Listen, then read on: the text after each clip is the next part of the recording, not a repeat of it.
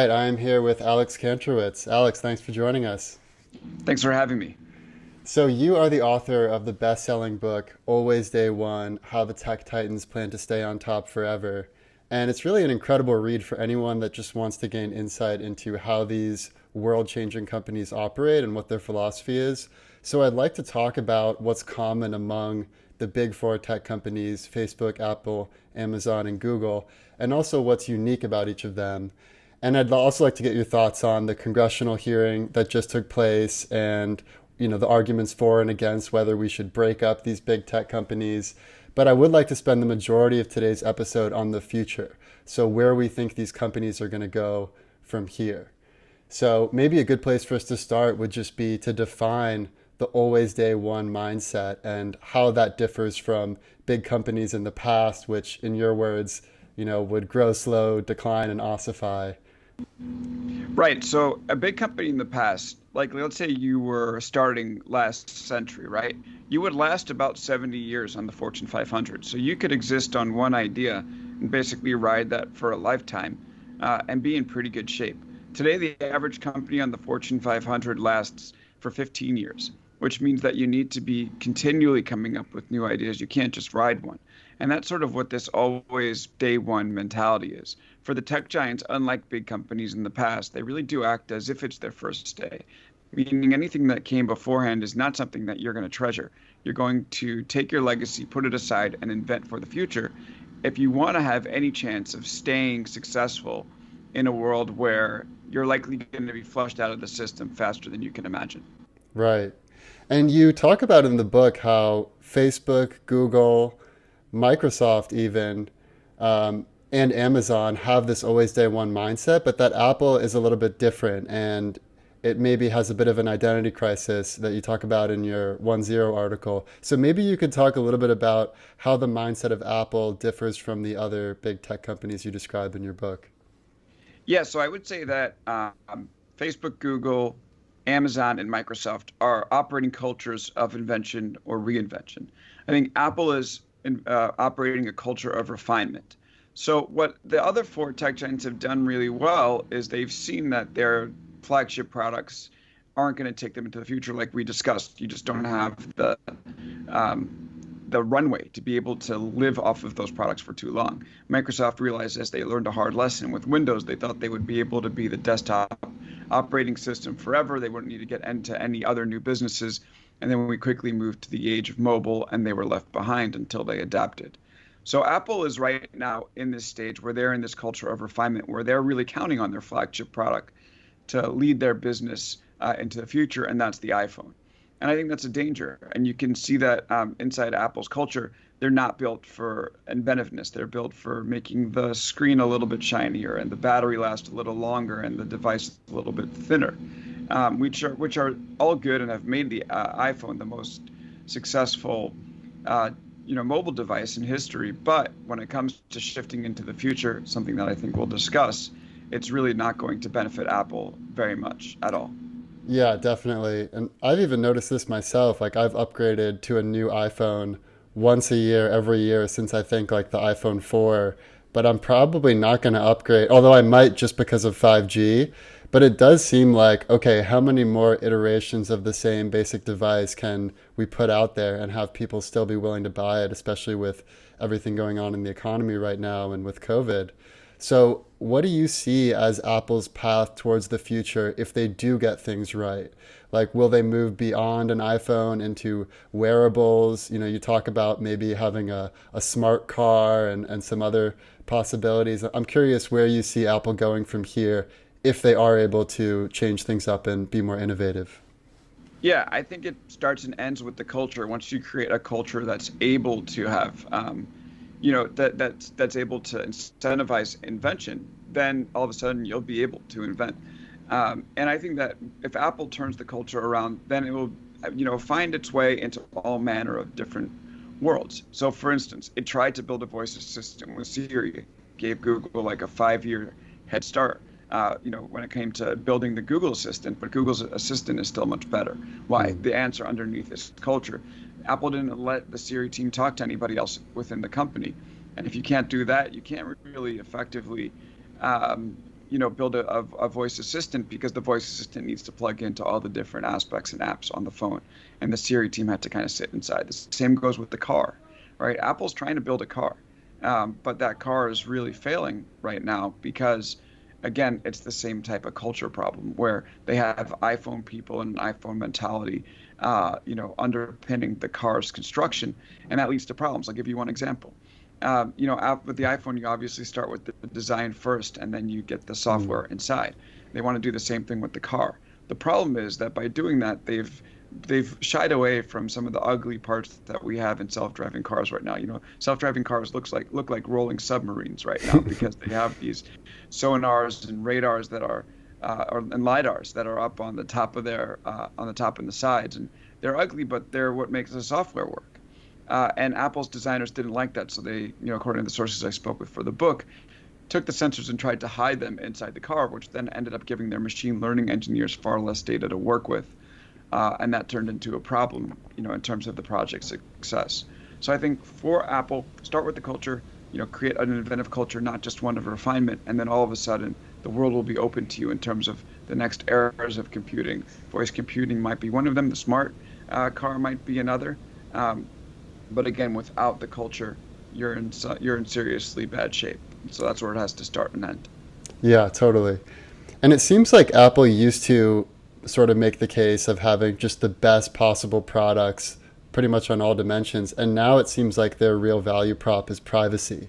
The fact that, Tim Cook is not willing to let the FBI go in and see a backdoor into your iPhone, and you can pretty much guarantee that you're not going to have any, nefarious apps on your phone. And so I'm curious, if Apple is threatened by another big tech company, where would that threat likely come from? Like, would it come from maybe Google has a phone that's all about privacy, or maybe Microsoft, they've kind of already with Microsoft Teams innovated and had a little bit more of a focus on privacy. Like, if Apple doesn't do things right, who should they be worried about?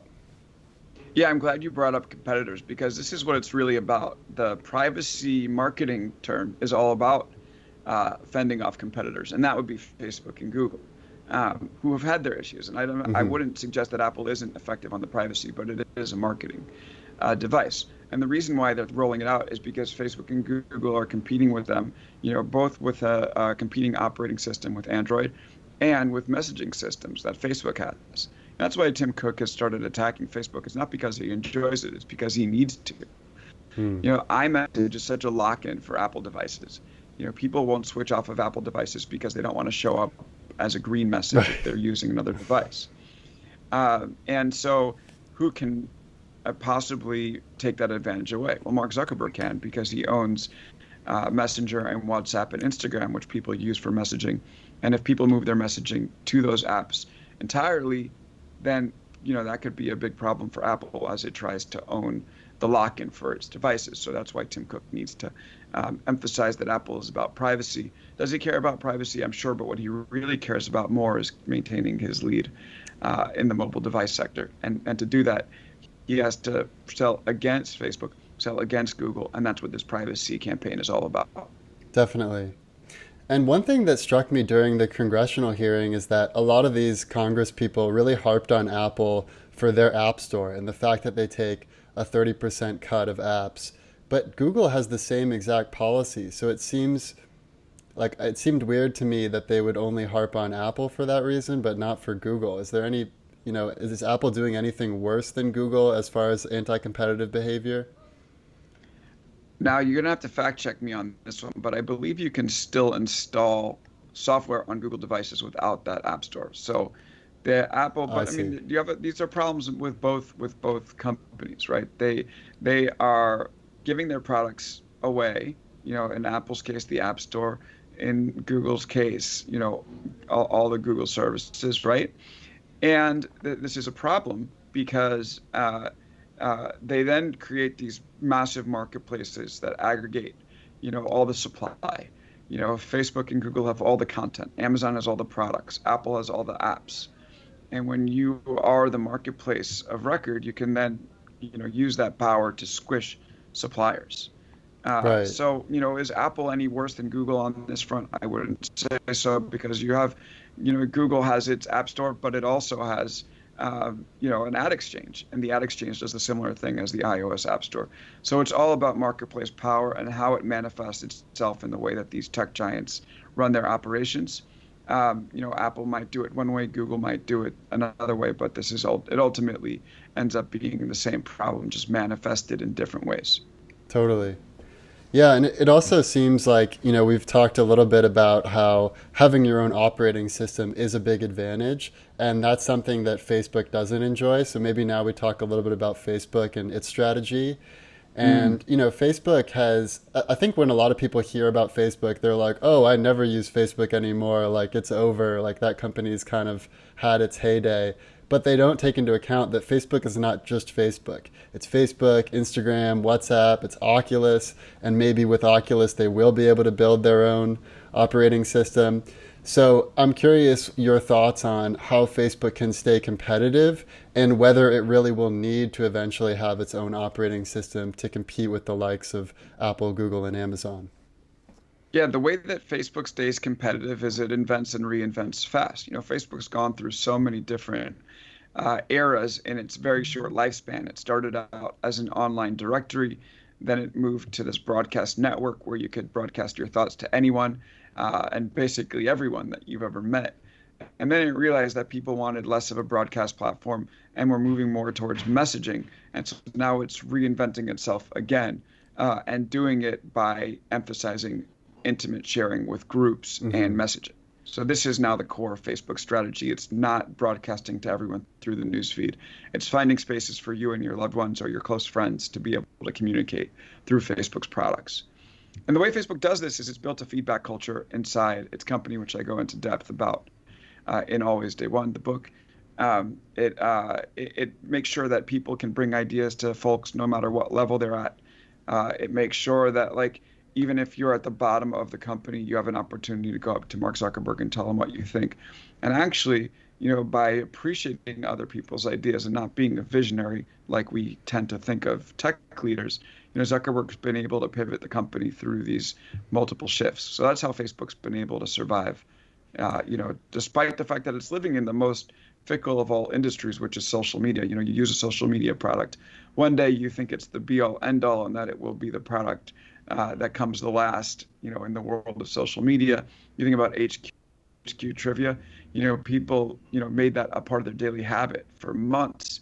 And it was really considered the next big thing. And now it doesn't exist anymore. Right. That's how fickle social media users are. And by appreciating feedback and by reinventing, Facebook's been able to fight that off.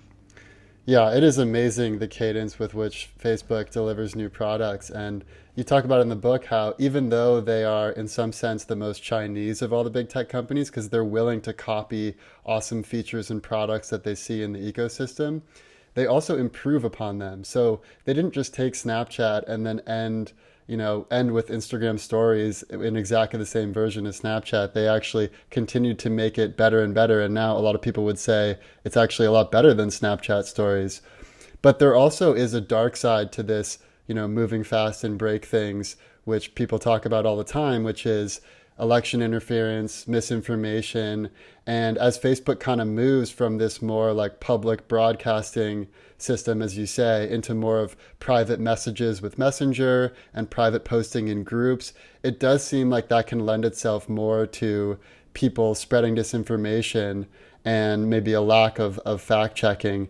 But on the other hand, like, I run an ad agency and there are tons of moderators that are constantly reviewing content. And so I wonder if you see it more as Facebook has just kind of naturally become maybe more of like a right wing place for people to congregate and share ideas, rather than Facebook actually like planning that to happen. Like, how much blame should we put on Facebook and what can they do to be better in that regard? Yeah, I would say that Facebook is a shit show right now, and it is their own fault. And I don't think it's that they have it out to get any certain political party, but I do think that there's a structural problem inside the Facebook platform that if they start to deal with, we could end up in a much better situation. And that is the share button. And I've written about Mm. this a bunch, but share buttons and retweet buttons allow for very quick, unthinking dissemination and propagation of information by people who share it without having a second thought, right? So if you think about the way that this stuff worked before the share button came out, right? So let's say you had an article, you saw something that you liked, you would read it, you would copy the link, you would paste it, and that would, give you the amount of time that you needed to think about it. And all along you're saying to yourself, hey, do I really want to share this? Right? So, okay, it could be one thing if you share like an informative article that people will get something out of. That's sort of, there aren't many speed bumps you need. That's something that you probably want to do, right? But most people more likely than not would not take an article that says Hillary Clinton is a space alien, copy it and paste it into their, compose button in the newsfeed and say, yes, this is something I want to attach my name to, and I want to share it with my friends because I believe that's true. But the whole system gets turned on its head when you have a button that allows for this sharing to happen without any second thought, because that process of copying and pasting the link is stripped out. You do it, you hit that share button on instinct, not with any thoughtfulness at all. And it sort of plays to your identity and to outrage and to confirmation bias in a way that this other system wouldn't. And to me, it's no surprise that, since Facebook's added that share button in 2012, it's become, a fairly decrepit place for, when you consider the information health on the platform. So for me personally, this is a solvable problem. Everyone talks about content moderation, but to me, at the end of the day, what this is really about is fixing the system itself. I kind of look at this as you look at the outputs, you can try to fix those, or you look at the machine, you try to fix that. And I think that by trying to fix the outputs, you're going to be playing this game where you're on a treadmill forever and you won't really make any progress. You try to fix the machine, then all of a sudden you're talking about something concrete that might actually work. Right. And I read that WhatsApp actually made a change recently where they limited the number of people you could share an article with, which seemed like a good move in at least slowing the spread of disinformation without limiting anyone's freedom. Do you see something similar to that being a good change for Facebook? Or what change would you make to the share button? Yeah, I think that's a great move that WhatsApp made. And I think, I don't have all the answers, but I think we can at least do some testing, right? So one thing I'd love for these companies to test, limit the amount of retweets and shares. How would that change the thing? Just test it. Let's see what happens. But it doesn't hurt to test, right? So I'd say test that first. What if we had people hover their finger or their mouse over these buttons before they could use them? What if you needed to count to 10? How would that change your behavior? I think pretty significantly. It's amazing how 10 seconds can have that big of an outcome in terms of the way that these companies run. What if you made people, wait to click a link before they could share? Twitter's running a test on this right now, asking people, hey, do you want to share that you haven't clicked the link? Between that test and Facebook's test with WhatsApp, I think you're seeing these platforms clearly admit that there's something wrong with this quick resharing and retweeting. Right. If you so haven't, they admit it. We don't talk about it. They admit that it's a problem through these tests, and they're trying to find ways to solve it. And I think we need to get there, because the longer we live in this information system where there's no friction at all, we're going to continue to have this bullshit starting, fill our brains and, create tension and animosity among people that doesn't need to be there. And so I'm hopeful that, over time, the companies will see the problem here and start to work on fixes. And I certainly am not going to stop talking about it because it's something I get pretty heated up about. Yeah, no, that's great. I mean, if you're sharing something and you haven't even clicked the link and read the article, then I think that's definitely a time to take a pause. Let's talk about Amazon now. I really liked your part about Amazon's hand off the wheel, which was originally Project Yoda. And also you talk about these systems like UiPath that Amazon uses to actually sort of measure what people are doing, their keystrokes, and then basically automating their jobs so that they can take on new, more innovative jobs. And this seems like such a good model for how we should be doing things. And when I just see that contrasted with the way that government works and how they oftentimes inject like some bureaucratic middlemen, which is like the opposite approach to Amazon, it was just really striking to me. So I'm curious if maybe you could say a little bit about Amazon's, modus operandi with hands off the wheel, and maybe what other traditional companies or the government could learn from that. Yeah, and this is sort of that gets at the core of why I wrote the book. I wrote the book because I think that the way that we work is changing and the way that we lead companies are changing. The tech giants have a head start, and that's why they're dominating the economy. But we can co-opt their systems and start to catch up. But we need the information first. And so I thought it was important to get out the information. Yeah. So what is Hands Off the Wheel? Hands Off the Wheel is an automation program inside Amazon where they use machine learning to automate, many of the tasks of people inside the company. Amazon used to rely on vendor managers to figure out how many items to place in what fulfillment center at what time and what zip code. So if you're a zip code that likes to go skiing, for instance, Amazon probably knows that because they put a bunch of North Face jackets in your nearby fulfillment center. So when you hit the buy button, it can get to you in a day. So Amazon's so good at predicting your demand that they already know what you're going to buy before you buy it, which is kind of interesting, at least in aggregate. And so they've put these systems in place so they don't have a person on the phone saying, or a person at a desk saying, I guess somebody's going to buy this many jackets and this. They know they can use the technology to not guess, but to be precise. And so this sort of gets at, so that makes them more effective on that front. But I think it gets at a deeper thing, which is the way that work is structured inside Amazon and as well as the rest of the tech giants. So I think we have to look at work in two different buckets. There is idea work, which is anything involved with creating something new, and execution work, which is anything involved in supporting something that exists already. What the tech giants are so adept at is using technology to minimize execution work. So to take all that support work that exists to keep their current products running, to use technology to minimize that in order to make room for idea work so they can invent again. So let's go back to this Amazon retail example where this is happening. So they're using the machine learning to minimize the execution work of buying and doing inventory management, things of that nature, and then working to create more room for idea work. What is that getting them? So it's not that Amazon is firing these retail employees, but it's making them program managers and product managers across the rest of the company, people that are essentially professional inventors. Mm-hmm. And by doing that, they've freed up their people's time in order to be able to create new things, to bring it back as to the core message, to make it always day one, right? They're reinventing as opposed to protecting, and they're doing that by, with the time they have. And I'll just close this out by telling one of my favorite stories from the book, which is that there was a guy in Amazon's retail organization named Dilip Kumar who ran pricing and promotions. He spent a year and a half or so underneath Jeff Bezos as his technical advisor, where he would take every meeting that Bezos took and just learn how the man works. And typically people who do this end up going to do something big inside Amazon afterwards. By the time he finished being a technical advisor underneath Bezos, pricing and promotions was all but automated by Project Yoda, which turned into Hands Off the Wheel. And so he basically had to start from scratch. And what he did was he took a team of people from the retail organization and said, let's fix the most annoying part of shopping in real life, not just digital, which we already do with the website. And so they came up with this idea for basically an enormous vending machine, which fixed the most annoying part of checkout, which was of retail, which was checkout, in-person retail. People like to shop. They don't like to wait on lines and take a long time to check out. They just want to get their stuff and go. And a big vending machine they thought could potentially solve some of that problem. Okay, it turned out it wasn't exactly the right way to do it.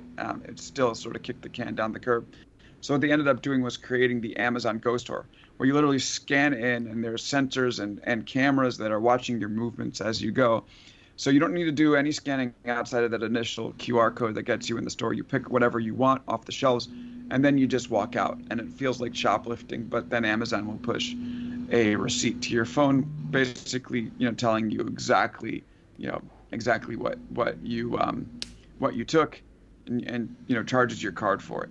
And it's fairly wild. It feels like magic, but I really think it's going to be the future of retail. And it all happened because of culture, because of the way that Amazon used this machine learning technology to minimize the execution work, make room for idea work, put Dilip Kumar on a more inventive task, and ended up creating something that's uniquely Amazon and is going to propel the company's in-person retail efforts for years. And this is just sort of how it works inside the tech giants. Use technology, invent, support, and invent again. Yeah, I love that. And I love how that story illustrates not only what the big tech companies can do, but maybe how workers can even reinvent themselves, after coronavirus, after this economic upheaval. So I want to talk a little bit about jobs, income, potential joblessness, and how we can get over that transition. Because it does seem to me like a lot of people, I don't know how many, will be able to reinvent themselves just in the example you said, where rather than focusing on execution work, they focus on idea work and they leverage technology to help them do the execution work for them. But it also seems like not everyone will be able to make that transition. And, many people like Andrew Yang have made the argument that this time is different. It's not the same as it was in the agricultural revolution or industrial revolution. It's going to be a lot harder for people to reinvent themselves. So I'm curious just where you are as far as how optimistic you are about people being able to adapt and overcome versus how much you agree with people like Andrew Yang who say this time is different and we maybe need to give people more support given that.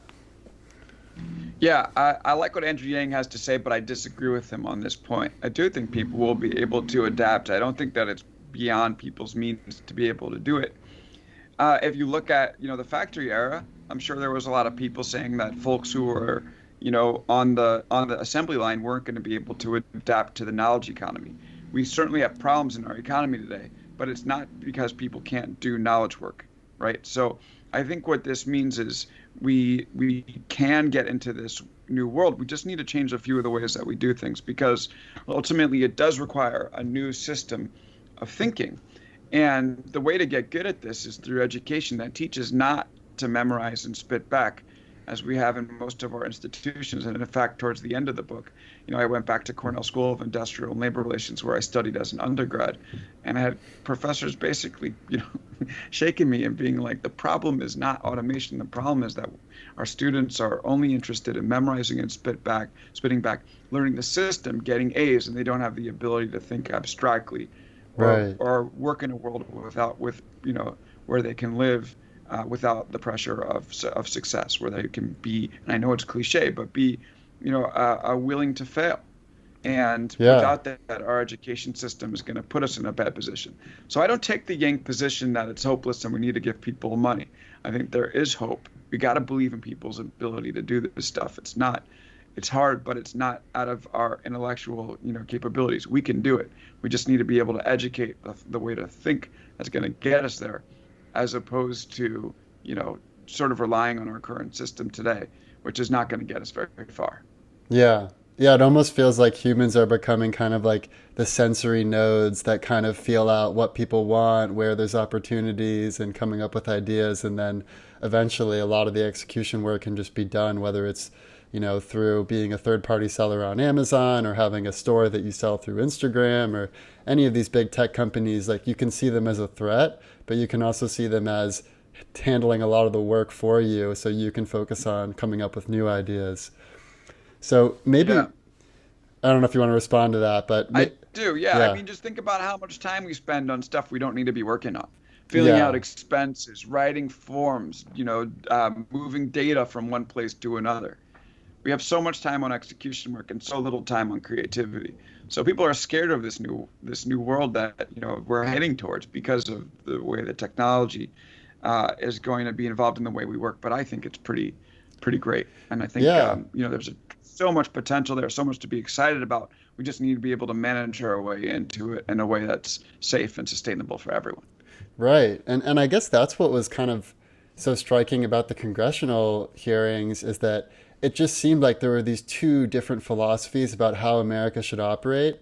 And I'm not saying there aren't some ways that we could improve how these big four tech companies operate, but it does seem like they're innovating at such a pace that they really are improving the world for consumers, I would say, more than anyone else. They're like, super focused on how they can create a better world for consumers. And also, they might not be as monopolistic as they're portrayed by Congress because they're all competing against each other. And a lot of these spaces seem to overlap. So maybe rather than being afraid of the way that these companies operate, maybe we should emulate them more, whether you're a startup, an entrepreneur, whether you're a government official. So I'd just like to get maybe your broad take on the congressional hearings and sort of what the arguments are for and against regulating or breaking up big tech. Yeah, no, I think it begins with us, right? Like, let's start with ourselves and then work on the government. So companies can't just throw up their hands and say we're going to lose to the tech giants, so why even try? It's a terrible strategy. Hmm. The better strategy is let's learn what's made these companies so successful, co-op their systems, and use them on our own. And that's sort of the idea of always day one. That said, the government does have a role to play. When companies get this big and powerful, there needs to be a check on their power. Because then ultimately, if there isn't, they're like any company, they're going to start using it for evil. And I think like one of the most telling moments of the hearing yesterday was when Jeff Bezos was trying to walk his way out of the fact that Amazon has used third-party seller data to help build its own products. Now, he said we have a Hmm. policy against it, we enforce it, it's voluntary, but I can't tell you that no one's used it. I mean, come on, like Right, everybody knows what's right. up. Your job is to enforce your policies if you're the CEO. I mean, like, yeah, okay, you need to have vision, you need to run the company, but ultimately, you can't take suppliers' livelihoods and start demolishing it because you know everything about them because you own the marketplace. Hmm. And that's what Amazon's been doing. And Bezos all but admitted it. He didn't deny it yesterday. He said, we're investigating. It takes a long time. I mean, give me a break. How long does it actually take? Right? Very well, like the Wall Street Journal was able to find this out before Amazon. Something about that seems Right. kind of off, right? So, long story short, I think that Congress has a role to play. They need to investigate the power of these marketplaces. Right now, they're so dysfunctional. I don't really see it happening in any true meaningful way. And Right. I've written about that in my newsletter, Big Technology, a bunch.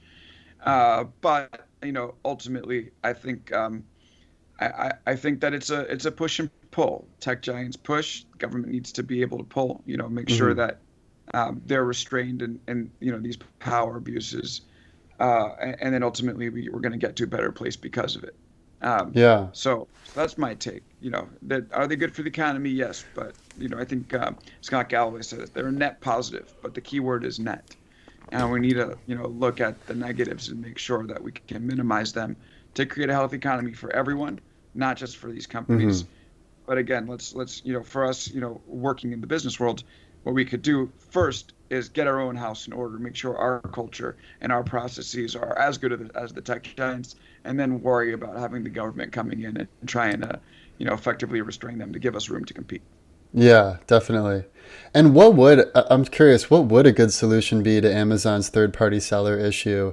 Like, is it not looking at other third-party data in order to gain insight, or maybe making that data available to individual sellers, or maybe some other solution? Like, because I definitely recognize the issue of if you're some small shop, you could essentially have predatory pricing by Amazon where, in the diapers.com example, they're losing millions of dollars a year just to push diapers.com out of the market. And then once they're out of the market, they raise prices. Like, I recognize that problem, but what could a good solution be? Yeah, so I think it's an issue. So Amazon can, of course, take matters into its own hands and build a firewall that makes sure that its employees don't look at this data. Hmm. Don't give them access to it. It's Right. as simple as that. But look, there's a fundamental issue that starts with the fact that Amazon is a first-party seller. It's also a marketplace for third-party sellers. It collects all of their data and it builds its own private label brands Hmm. that compete with these sellers. So having a system that has all of these needs to be managed responsibly. Amazon hasn't shown an ability to do that. So I would say either you give them an opportunity to manage it responsibly, or the government steps in and starts to separate those parts of the business. Right. Okay, cool. Well, let's move on to Google. I want to talk about them because to me, I've had, lots of different smart assistants like Alexa and Siri and Cortana, and it does seem like Google is the most advanced smart assistant. And one thing that I'm curious about is if dominance in artificial general intelligence will be sort of an X factor that could lead to one of these companies sort of just running away with a lot of market share. And it seems like to me, Google is in the lead there. So I'm curious how important you think it is to have the most superior artificial intelligence system and what that could mean for the future. Yeah, I've spoken a lot with the people who work on artificial intelligence at these companies.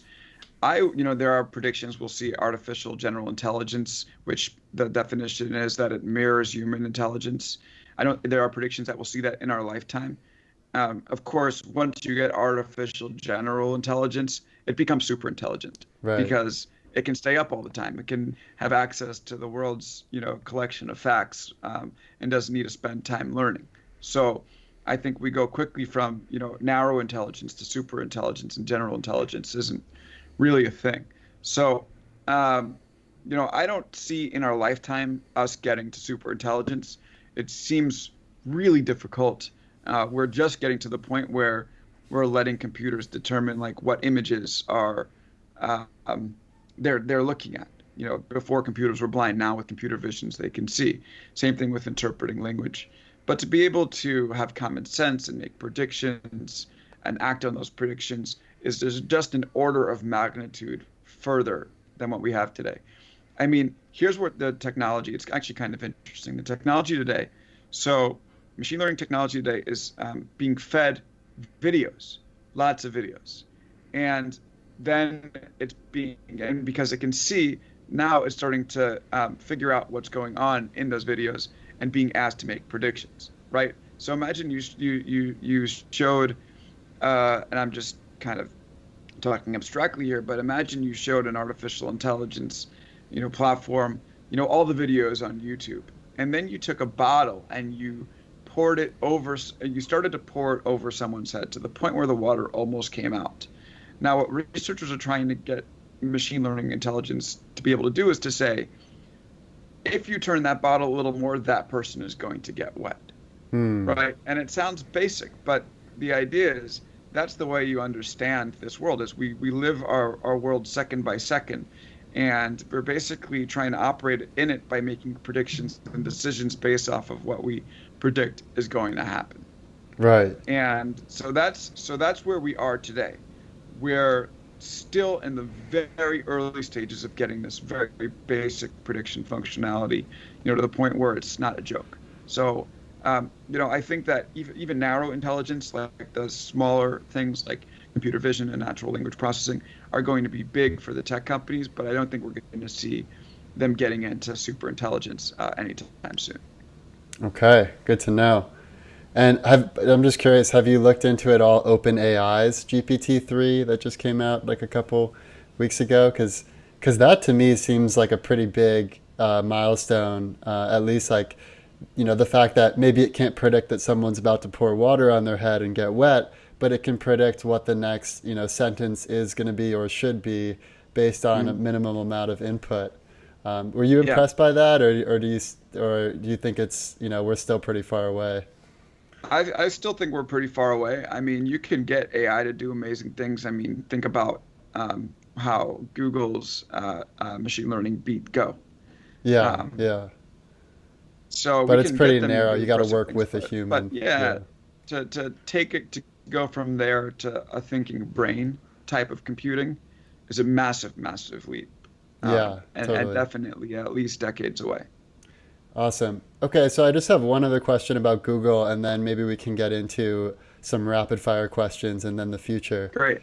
Yeah. So for Google, one thing that Congress really talked about was their walled garden approach, where how a lot of screen space, if you go to Google or any Google product, is dedicated to Google's own products. So if you search for a flight, you're going to get Google Flights automatically. You can search for trends on Google. So they definitely do a lot of work to keep you in their ecosystem.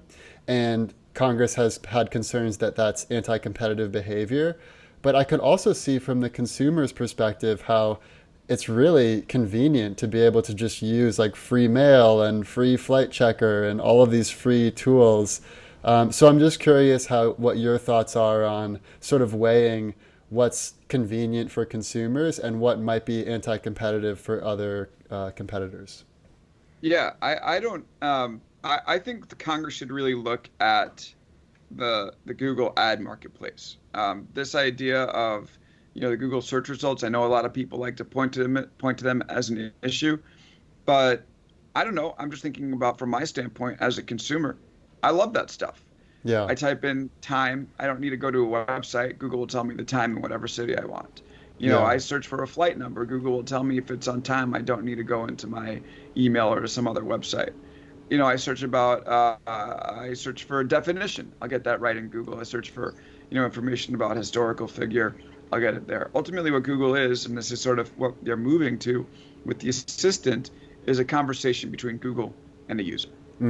It's like an oracle. We don't type keywords. Exactly. We don't type keywords. We ask questions to this thing. And therefore, if you're thinking about what the best experience is going to be for a consumer, the thing should give us answers. And the fact that Google is trying to provide those answers to me is not a big deal.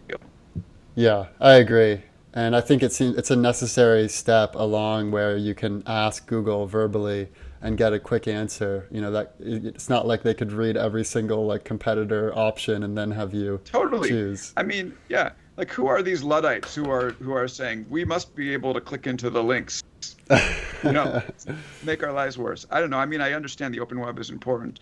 I'm a supporter of the open web, but ultimately, if the argument is to make a product worse, I don't get it. Like, Yeah, if we have to make progress here. They're going to really hate what the next evolution of the web is going to look like if they don't like this one. right. Plus, like, I mean, they had some stats which it actually shows that on a global scale, a lot of these companies aren't as big as you would think. Like Amazon referenced that they only account for 4% of US retail and 1% of global retail. And when you consider that they're not only competing with other American companies, but also with Chinese companies, which are oftentimes subsidized by the state, it does seem like we shouldn't kneecap them and their ability to compete in the global market. So I don't know if you have thoughts on how we should think about these companies in regards to competition from China and other states. But I'd Yeah, love I to mean hear. they're definitely not without competitors. There's no question about that. They have tons of competitors, but like they're definitely not as small as they wanted us to believe, this Hmm. week. I mean, you add Facebook, and I just wrote about this in Big Technology this week. And you can get the newsletter just by typing bigtechnology.substack.com if you're interested. But I did this analysis looking at the fact that these companies, Facebook, Google, Amazon, Apple, Microsoft, make up 22% of the entire S&P 500. The idea of the S&P 500 is that it's a diversified group of 500 companies that can sort of be an index for the economy. But when 22% of the entire thing is made up by 5 companies, that's a bit of an issue. And also sort of makes you wonder, well, how can the government rein in these companies if the health of the economy is tied so deeply to their success? If these companies didn't exist in the S&P 500, the S&P 500 would be down on the year today, Yeah, not doing okay. So there's no question these companies are way too dominant, way too big. Um, and they've sort of they've we're now along for the ride with them because of it. There's yeah. there's no question about that. Well, But they do have competition, and you asked about China, and I think like this is important. Like if we want to have a future controlled by American companies or Chinese companies, like I would definitely go with the American companies. You look at Chinese tech, it's heavily censored. We don't know whether there's Chinese Communist Party operatives that are trying to influence the algorithm on TikTok or other Chinese platforms. I mean, I guess you can be reasonably assured that doesn't exist with the American companies, although who who knows these days? But I think yeah, the American companies definitely operate in a much freer world than the Chinese companies do. And so that is something that I think that as we think about uh, ways to regulate these companies, we need to be concerned about because obviously, like, we don't want to destroy them and then give this future to China and let them do what they want with it. yeah, yeah. Kara Swisher calls that the she or me argument, which Yeah, I think is fairly yeah, convincing. The other thing I was yeah, wondering is it does seem like a natural progression might be sort of consolidation. Like, for instance, I run an ad agency. It's so much easier for me to just go to a few marketplaces where I can buy ads rather than the way it used to be, like buying it with all individual newspapers and that sort of thing. Or even from a user perspective, like, rather than posting to a million different social media networks, to kind of just have like one or two or three big networks that you and all your friends are on. it does seem like, as far as what's most convenient for consumers, maybe some consolidation is the natural progression of things. But I'm just curious if you think that is broadly true, or if you think that it's still really important for innovation and competitiveness to make sure that we don't consolidate too much. Yeah, I think it's definitely an issue to be concerned about. We know that the federal government is not going to let these companies acquire the way that they used to up until now. Like that's going Yeah, to be reined in a little bit. So I can see how consolidation might feel more convenient. There's definitely things that are good about it from a user experience point of view, but ultimately there are always costs to it, right? hmm, Like you end up, so think about Netflix, right? Netflix is a great service, but because it became so dominant, all of a sudden it becomes, it sort of has this, let me see if I'm getting my economics terms right, basically inelastic demand, to the point mm, where people will are so addicted to Netflix, they'll go along and end up, paying whatever price they charge, enabling them to raise fees. And even though they give, better service to consumers on the front end, we end up paying for it on the back end, right? right. And so, to me, I think that's the thing to be worried about for consolidation. And at least like our competition, the people that regulate competition in Washington seem ready to say, hey, we're not going to allow the type of acquisitions like the WhatsApps and the Instagrams that Facebook did in the past. Yeah, I think So that's that's a good. plus. It's good to have a Snapchat here and some other competitors there, so I definitely feel you on that. Okay, let's do a couple rapid fire questions. So one is something we touched on earlier.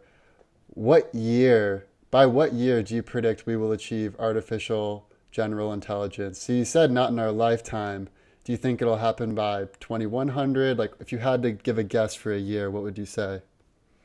I'll go with 2120, 100 years from now. Seems feasible.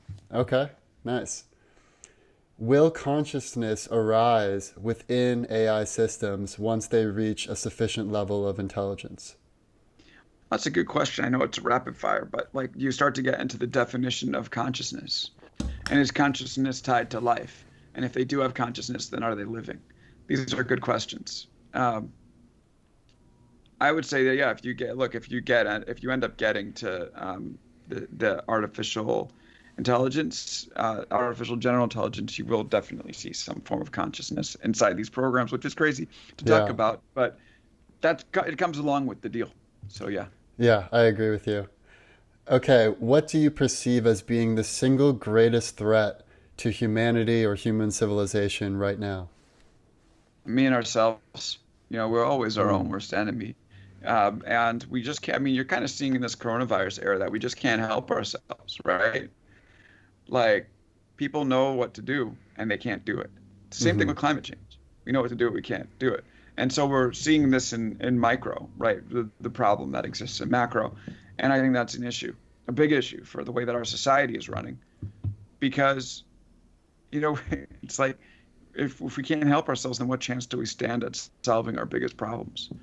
And right now I'm starting to wonder if we actually can. Yeah, yeah, likewise. Well, on the bright side, so what development or new technological advancement are you most excited about us potentially achieving in the future? So, Uh, longer lasting battery on the phone. I think that. oh, yeah, no, So I know that that's was a cop out answer, but I am excited for a phone that you can basically use for a couple of days and only have to charge once. yeah, Other than that, I don't. It's hard for me to tell. I mean, I do like these technologies that keep us in better touch with the people that we love, especially now that everybody has to be social distance. So maybe there's a chance that VR actually becomes interesting sometime in the future. Um, it's tough to tell. definitely. Okay, last rapid fire question. Should the US ban TikTok? Whew, that's a tough one. I don't, Or if like, yeah, should there be some sort of process to determine it, maybe? yeah. I think that they should investigate the company, and if they find out that the Chinese Communist Party is manipulating the algorithm, then yeah, ban it. But I would say that we don't know that that's happening yet. I mean, it could be a scare tactic that we're seeing from some companies who would like to see TikTok go down. end up getting placed under scrutiny. But like with all things, like I'm always into the idea of being measured and being thoughtful about the way that we approach them. And I'm Hmm. hoping that's going to be the case with TikTok. But I think we know already that we can't trust tech companies to do the right thing because they never actually do. So, Right. Yeah, that's a tricky one. Awesome. Well, let's take a quick break now and then let's get into the future scenarios. All right, let's talk about the worst case scenario. Worst case scenario. So, Alex, you outlined some pretty compelling Black Mirror scenarios in your book. So, I'm really curious, taking everything into account, what is your worst case scenario for the future of big tech? well, I mean, I think that we can see that the worst case scenario is again one that I outlined in Big Technology this week, but just that they become too big to fail, Mm. and that the future of our economy is actually riding on these tech companies. I mean, if you think about the government, right? The government's supposed to be a check on these companies, but if you start looking into the retirement funds of government employees, they're super leveraged into the tech giants. I think Florida has hundreds of millions of dollars in Facebook. New York's Public Employee Retirement Fund owns probably $1 billion in Apple. Um, and as they make up, they've gone from 17% of the S&P to 22% of the S&P, only in a few months. And therefore, the country's economic future is really riding on their success. Hmm. And we're not there yet. The government's still more powerful than these companies. But at a certain point, the companies might just end up, being in a position where if the US is going to succeed, they have to succeed.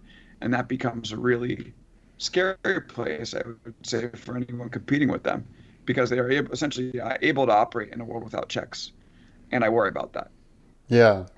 And what would that world look like for just someone who's a citizen who's living, day to day?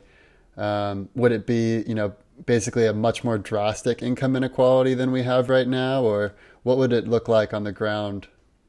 Yeah, I mean it's hard to tell, Yeah. but like we talk a little bit about the downstream effects, like we talked about the Netflix ability to raise Mm. prices, but you could end up seeing you could end up seeing a lot more of your income going to these companies, and then making it really difficult for small businesses to survive, without giving these tech companies a huge chunk of their revenue. And I've always thought that without a strong middle of the economy, whether it's coming from uh, whether that middle is small and medium sized businesses or whether it's middle class people, without a strong middle of the economy, we're doomed.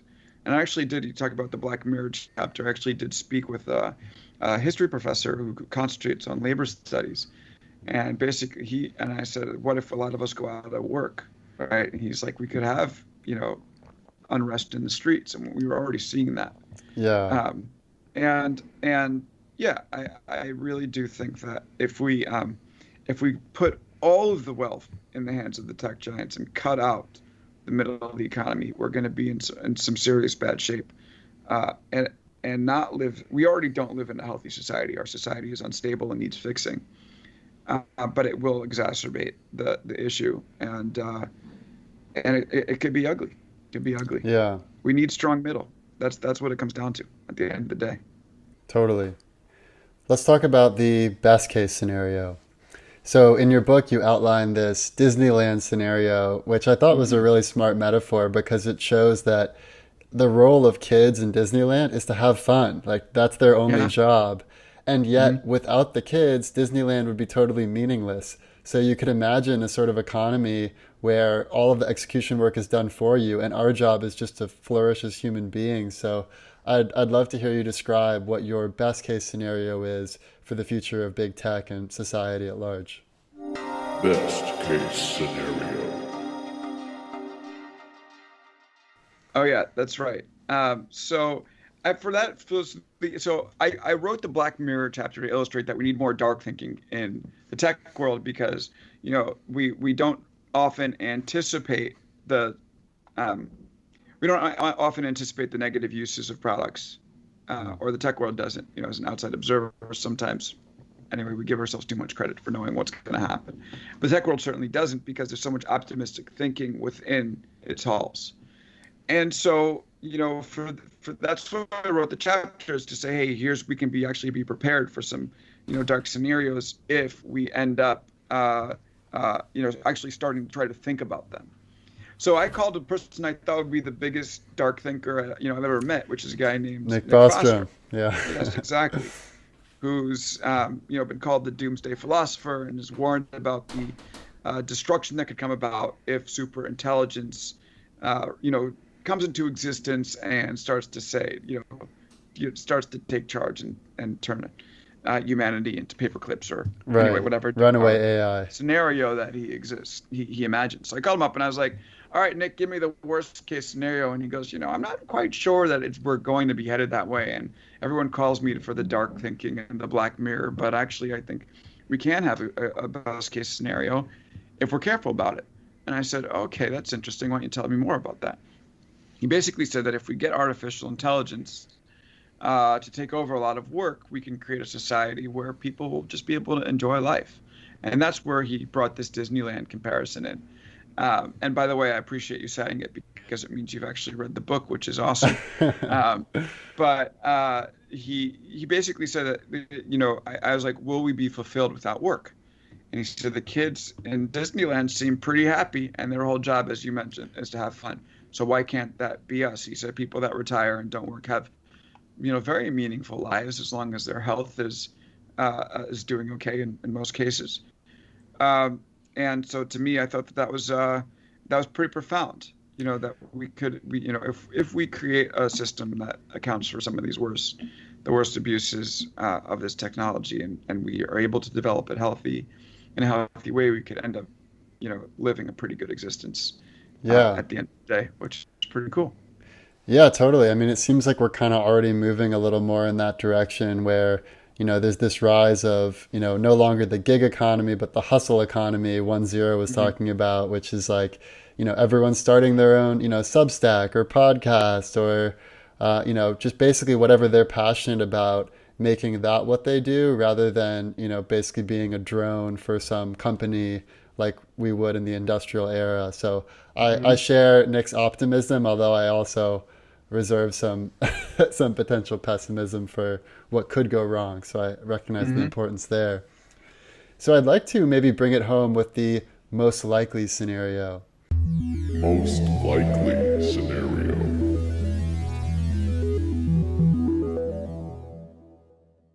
So let's say we are eventually going to get to that Disney World or something close to it.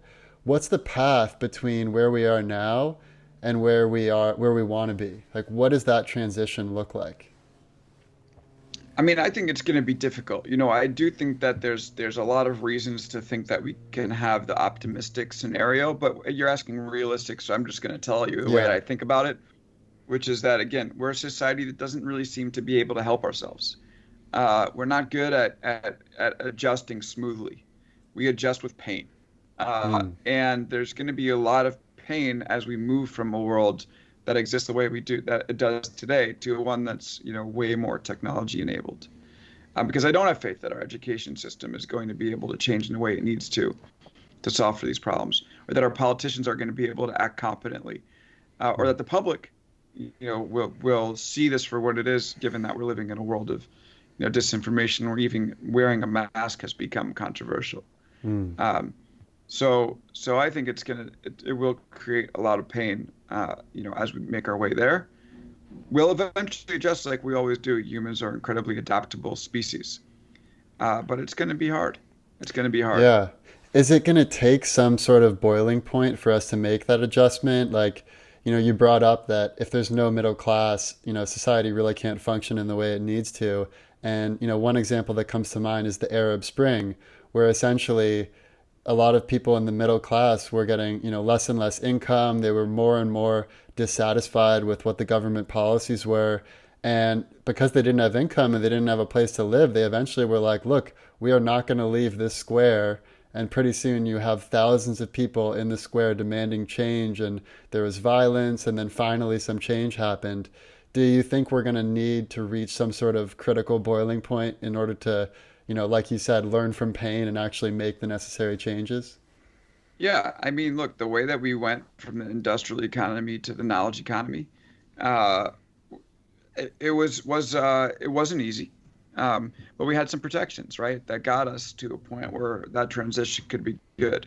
Like the New Deal helped, even though it was written for an industrial era, like actually having these worker protections, the ability to unionize, this stuff made a difference. And I guess they sort of dissipated once the knowledge economy kicked into full gear, but they made the transition a little bit easier.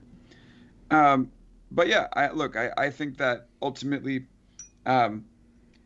we go through good periods in our history, we go through dark periods. But we all strive for a common goal, which is that we want life to be good for ourselves, for our families, and for our kids. And so I think people will work towards that eventually. But you're right. Sometimes it does take a shock to the system. If American democracy is still intact after November, that'll be a good start. Yeah, And then we can definitely. worry about everything else afterwards. But we need to start with that, and then hopefully things keep moving. Yeah. Awesome, Alex. Well, thank you so much. Maybe you can tell people where people can find you and if you have any final thoughts for listeners. Yeah. So first, I'll invite you to come join me. I'm just starting a podcast on my own. I'll invite you to come join me. Just type in Big Technology Podcast to any of the podcast apps you use. We're starting out with a couple of debut episodes. Tim Bray, the Amazon VP, who resigned out of protest out of the way that they were treating whistleblowers, is going to be on, as one of our early guests. Zeynep Tufekci, the writer and researcher who talks about distributed social movements, which you just referenced here at the Yeah. end. She'll be on. Aaron Levy, the CEO of Box, will be on. We have a good group of guests that are going to come on in the first month, and we should be taking off from there. Then you can also find the Big Technology newsletter, which I referenced earlier. And then, of course, if you want to buy the book, I'd be forever grateful. Yeah, I highly Always recommend able it. Really for anyone who wants to know how to adapt in this new economy. Always Day One, Alex Kantrowitz. Thank you so much. It's been a real pleasure. And what will Thank you. inevitably Great to be here. happen. The past, the present, and the future. Our computer